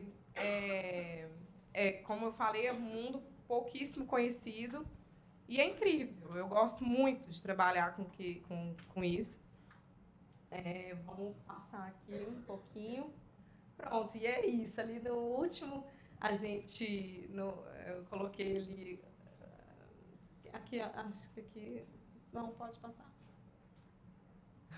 As equipes de vários filmes, Aquários, minissérie, longa, enfim, a história toda, até andar de avião, gente. Não é nada monótono, né? E é isso, gente. Eu espero que eu tenha conseguido mostrar para vocês um pouco, para vocês entenderem esse universo. Eu acho que quando a gente começa a trabalhar com isso, a gente começa a ver os filmes diferentes, de forma diferente. A gente começa, nossa, aquilo dali é cenário, aquilo dali...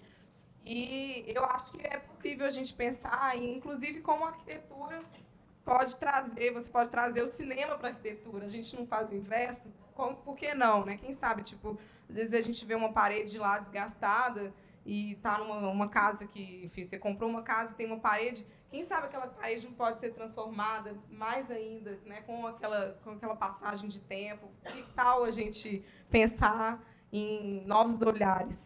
Então é isso, muito obrigada por estarem compartilhando.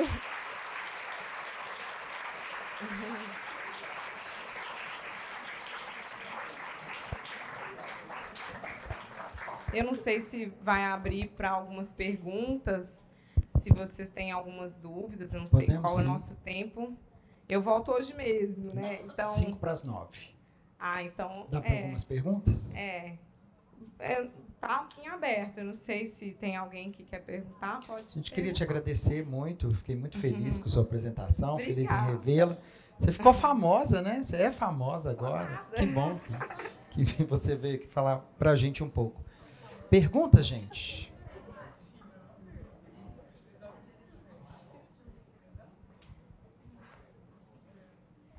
Elga, principalmente parabéns pelo trabalho. Obrigada. Maravilhoso. Obrigada. Então, você também formou na PUC numa arquitetura que ainda é um pouco rígida nesse meio da arte para a gente aprender na faculdade em si. Assim, como que você começou a ir atrás da cenografia? Sendo que a faculdade não dá tanto esse suporte ainda, porque está começando a crescer de forma nova como uma área de trabalho para o arquiteto, para falar assim, isso é um emprego que o arquiteto pode ter. Onde que você pensou primeiro? O que você pensou primeiro em fazer, saindo dessa rigidez de curso de arquitetura? Eu até no workshop, os meninos perguntaram isso, eu falei, gente, eu tenho certeza que essa pergunta vai acontecer, então a gente pode ir falando.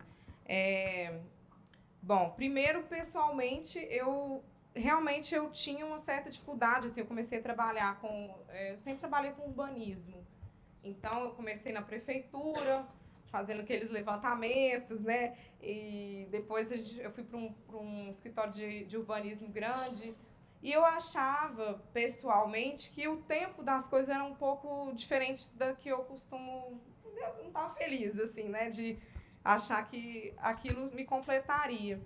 E a cenografia, ela é uma forma de intervenção efêmera. A arquitetura em si, a gente constrói paredes para durar quantos anos, né? 100 anos. É tipo um outro olhar. Aqui, tudo isso que eu mostrei para vocês não existe mais, mas está eternizado no filme. O cinema, a gente fala que é a sétima arte, ela tá ali para sempre. Não sei até quando, né? Mas, enfim. Então, eu já me incomodava um pouco com essa questão, porque eu fazia projetos de praças, projetos de conjuntos habitacionais que eu não via o resultado. E eu queria ver, eu queria participar do início até o fim. E aqui a gente mergulha num longo processo durante 2, 3 meses, e depois acabou. E depois vem uma outra história que vai vir, que eu não sei o que vai ser. Eu agora estou fazendo uma série para o Canal Brasil, que eu comecei semana passada. A gente está numa fase maravilhosa de pesquisa e tal. Então, assim, eu ainda não sei exatamente a cara que vai ter, mas eu já fiz um cenário ali que eu vim para cá já com ele. E é isso, chama Chão de Estrelas. Depois vai ano que vem. Geralmente dura um ano. Toda a pós-edição, a distribuição, enfim, dura mais ou menos um ano. Então, agora respondendo, de fato, eu já tinha esse histórico de não querer muito ficar ali batendo cartão. Eu não gostava de ficar no mesmo lugar, sentada ali no computador. Eu gosto de ir para a rua, eu gosto de pegar, eu gosto de ver, eu gosto de ir para os lugares e ver coisas novas. Entendeu? Isso é meu, assim, eu gosto muito, sempre gostei. Brinquei de Lego, brinquei muito. Mas aí, a minha irmã, quando ela estava na PUC, e ela ainda estava cursando... Não, ela tinha acabado de formar. Tinha uma amiga dela que falou assim, olha, tem um diretor de arte que chama Lioy. O cara é foda, assim, ele é um arquiteto, ele fez, tipo, Super Xuxa contra o Baixo Astral. Fez um monte de filmes, assim, que a gente lembra, sabe? E aí ela falou assim, olha, esse cara tá aqui, ele tá precisando de um assistente, tem que ser arquiteto, tem que desenhar para ele. E ele desenha à mão maravilhosamente, ele é muito maravilhoso, assim, eu trabalhei com ele depois. E aí ela falou, eu não tô... Será que eu vou? Mas aí eu tenho que sair do escritório. Aí eu falei, minha filha, se joga... Tipo, oportunidade, vai, se for bom, você vê, a vida segue, vamos ver. A gente realmente tinha essa possibilidade porque tem gente que não, tipo, eu tô com emprego, eu preciso dessa grana, enfim, naquele momento para ela deu certo. E aí ela começou a fazer. E daí ela resolveu fazer cenografia em São Paulo. E aí, um curso de cenografia, né? Acho que foi no Senac, assim, um curso rápido. Meu irmão já morava em São Paulo, ela já tinha um lugarzinho para ficar. E aí chamaram ela para fazer um curta-metragem. E ela falou, olha, eu não vou poder, mas minha irmã está aqui. E é em julho que vocês vão fazer. Curta-metragem é rápido, umas 3 semanas, mais ou menos. Aí minha irmã falou, você quer fazer? Eu falei, lógico que eu quero fazer. Eu falei, mas eu não sei nada, eu nunca fiz nada. Ela falou assim, cola no diretor de arte, vai dar certo. Você faz SketchUp. Na época, eu já mexi no sketch muito, né? Então, já fazia os videozinhos, já dava para botar a câmera ali, passeando. E aí ela falou assim, e a minha irmã, naquela época, ainda nem sabia muito sketch, assim, ela estava começando. E ela falou, não, você já sabe muito fazer, vai representar ali. Então, assinei esse assistência, não, acho que eu fiz um estágio, enfim. E aí rolou. E aí, quando eu vi que era muito incrível, assim, eu fiz esse primeiro filme, chama Os Filmes que Eu Não Fiz. Daqui, né, de BH. E aí eu resolvi continuar e aí fui fazendo tipo algumas coisas menores, tipo um comercial de TV dura uma semana, 10 dias, entendeu? É super rápido. Então eu dei uma diluída no final, assim, que começou a aparecer longa para fazer e tal, eu dei uma diluída nas matérias então eu formei com 11 semestres, né? Não são 5 anos, eu adicionei um para conseguir trabalhar também. Né? E realmente aí eu saí, na verdade tinha pedido para o dono para eu ficar esse período, porque eu estava, né, eu queria fazer muito, ele falou, pode ir e tal, mas aí eu não voltei. Eu achei que era melhor, inclusive financeiramente, para mim, fazer um comercial que eu ia ganhar tipo o dobro do que eu já ganhava trabalhando no mês inteiro, no mesmo lugar, enfim. Aí você vai conhecendo várias pessoas, enfim, porque cada como eu falei, né, cada equipe nunca teve nenhum filme que eu fiz que a equipe era idêntica, entendeu? Então, você vai conhecendo as pessoas, enfim, as pessoas que trabalham na área. Então, foi assim que eu comecei. Para entrar na Globo, foi mais surreal ainda. Vocês nem vão acreditar, porque, na verdade, na Globo foi assim, eu estava, por um acaso, porque eu não assisto, eu faço tudo isso, assim, mas eu não sou muito de assistir televisão, assim, Globo mesmo. Quando eu entrei na Globo, eu falei, não assisto essas novelas, gente. Eu entrei para fazer uma minissérie. A minissérie já é um produto mais elaborado, eles têm realmente como fala, a referência deles é o cinema, então tem mais grana, enfim, é diferente da novela em si, dos produtos novela, da malhação, enfim, aquela coisa. E aí eu, por um acaso, estava assistindo um programa desses, tipo, não é Sessão da Tarde, como é que chama? Video show. E eu vi um cara lá falando, um cenógrafo, chamava Alex Fabliano. Alexis. Aí eu olhei assim, aí ele falando que ele estava na Europa, e aí ele estava mostrando que ele estava num lugar incrível lá, um museu, e ele falando como que tinha sido toda a garimpagem para fazer esse filme, uma série, uma novela que eu não lembro o nome, mas ela foi um marco para a Globo, que começou a usar câmera mais sofisticada, HD, não sei o quê, uma galera do cinema. Eu falei, tá, isso daí é uma coisa que eu faria. Aí o que eu fiz? Eu entrei no Facebook, procurei o amigo, falei, oi, então, tudo bom? Então, você tem que ser cara de pau, assim, você tem que procurar as pessoas que fazem. Quem são as pessoas hoje que fazem direção de arte aqui em BH? Eu sempre falo Recife, né? Quando eu estou em Recife, eu falo BH. Então, quem são as pessoas que trabalham na área? E entra em contato com elas. Eu até falei que uma amiga aqui que vai fazer a série, ela é produtora de objetos, ela está aqui em BH, e eles estão filmando hoje. Ela falou, eu vou aí te ver. Aí ela veio aqui rapidinho. Enfim, a gente fez umas encomendas de queijo e nananá. E aí eu falei, gente, por que vocês não conversam com ela? Já tenta ir lá no set, gente, tem que pedir, sabe? Tem que chegar e falar, tem que mostrar interesse, tem que se apresentar. Quando a gente vê que tem pessoas que querem aquilo, que estão a fim de conhecer, aí, por exemplo, no workshop mesmo, várias pessoas falaram várias coisas. E eu falei, gente, vamos montar um WhatsApp, que aí eu vou passando todos os contatos. E aí a gente vai trocando essa figurinha e, de repente, sei lá... Aí eu esqueci de terminar, né? Eu fui e falei com um amigo lá do Facebook e ele falou assim... Eu falei, olha, eu tenho um currículo. Mandei currículo para ele. Aí, ele nem me conhecia. Ele falou assim, olha, eu gostei muito do seu currículo. Eu já tinha feito... Sim, eu fiz Bruno Sufistinha, eu fiz assistência de cenografia, tinha feito alguns filmes, assim, né? E aí...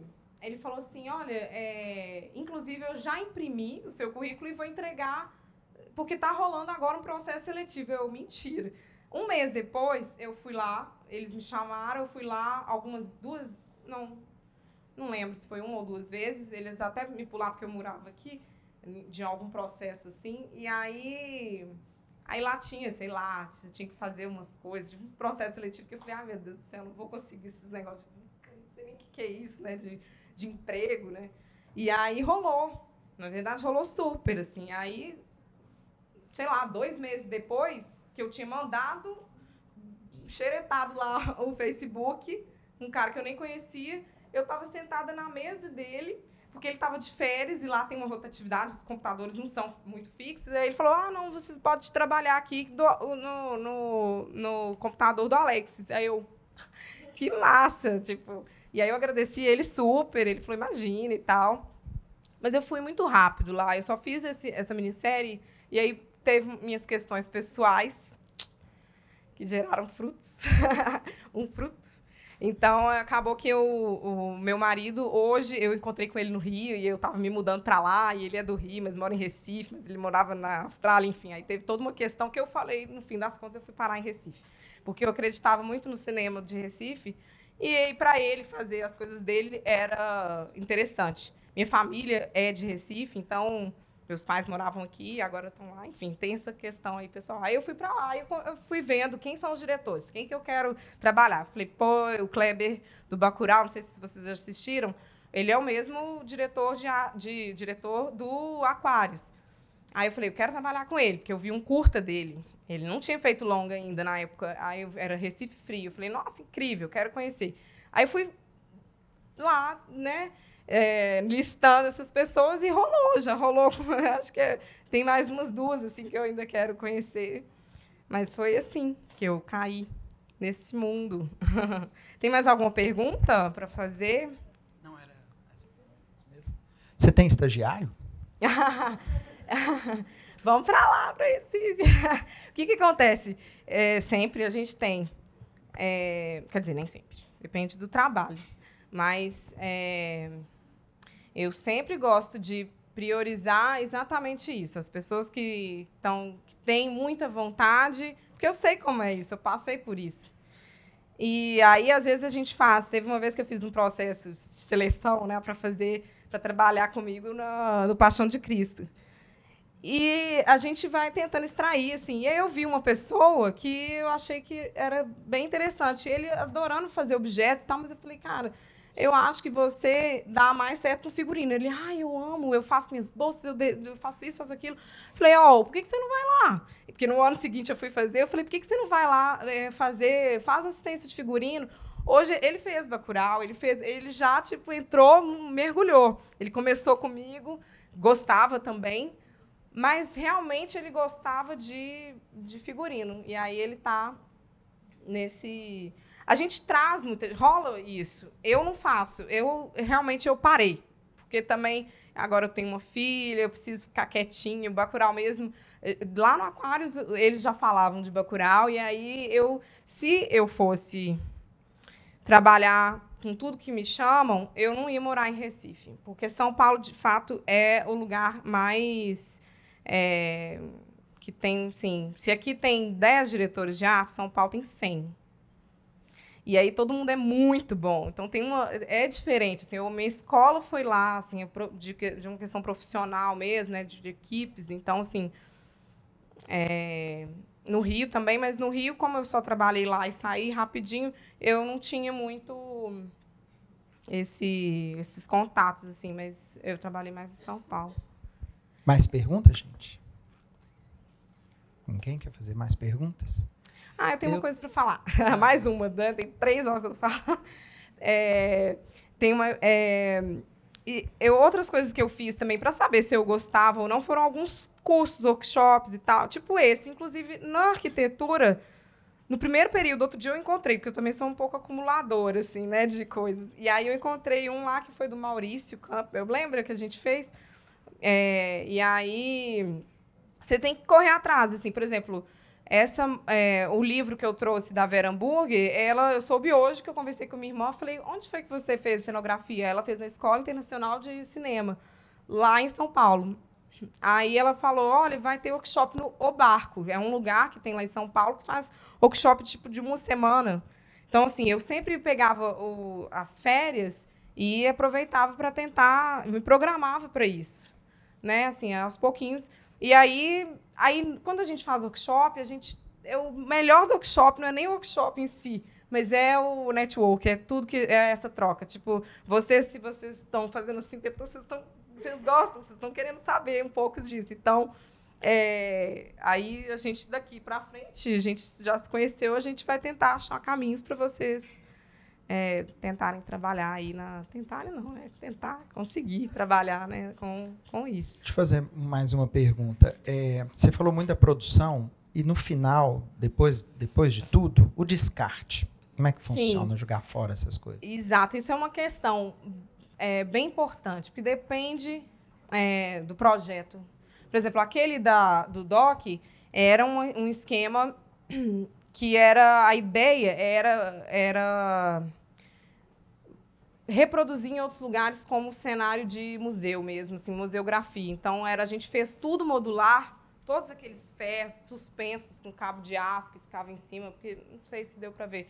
Era tudo modular, para poder guardar tudo e rodar, né? Então, a ideia era essa.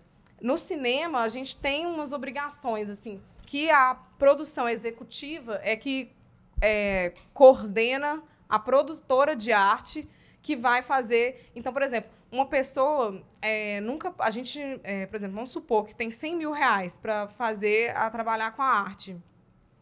A produtora ela não pode, adquirir bens com um filme. Isso sempre foi assim. Inclusive, a gente está numa questão política assim, bem, né, séria sobre isso, e a Ancine, enfim. E aí, sempre desde que eu comecei a trabalhar, sempre foi muito rigoroso. A prestação de contas é muito rigorosa. Assim, e para produzir objetos, então, é dificílimo, porque você tem que comprar e colocar ali todos os dados para nota. Cada palito que você vai comprar, que você gasta, você tem que prestar contas. Inclusive, essas coisas que são adquiridas. Por exemplo, no filme isso está mais recente também. No filme esse Overgod, chamava Overgod, agora chama de Divino Amor.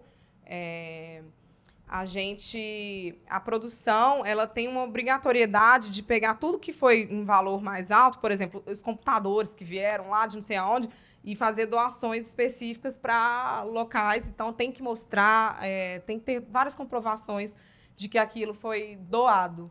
E para cenário, que é descarte, aí a gente tenta pensar nessa questão da reciclagem, enfim, mas a gente ainda está engatinhando nisso, porque é uma questão assim, que quem resolve... Eu sou contratada até o fim do último set. Depois, a produtora de arte desproduz. Então, assim, tem outras questões, mas é uma questão bem importante, a questão da reciclagem, da gente pensar nisso. Mas há essa doação. Mais alguém quer comentar alguma coisa? Perguntar? Não? Então podemos encerrar, só temos a agradecer. Eu já vou, né? Daqui eu vou pegar o Obrigado avião. a todos. Agorinha. Tchau, gente. Obrigada. Deixa eu...